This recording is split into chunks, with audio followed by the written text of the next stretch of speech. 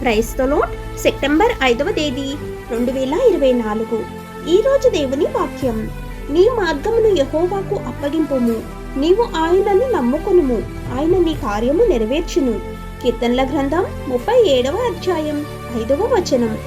క్రైస్తవునికి క్రీస్తుపై విశ్వాసం అంటే మనం మొదట రక్షింపబడినప్పుడు మన జీవితంలో ప్రారంభించిన మంచి పనిని పూర్తి చేయడానికి దేవుణ్ణి విశ్వసించటం.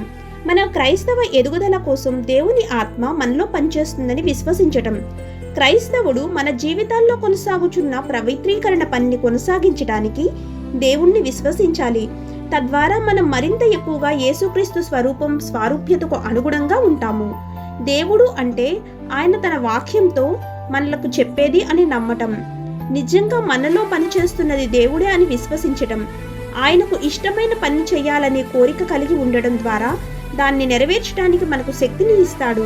ఇది మన మార్గాన్ని ప్రభువుకు అప్పగించటం, ఆయన మన జీవితాల్లో చేస్తాడని వాగ్దానం చేసినవన్నీ నెరవేర్చడానికి ఆయన్ను విశ్వసించటం. ఆమేన్. God bless you.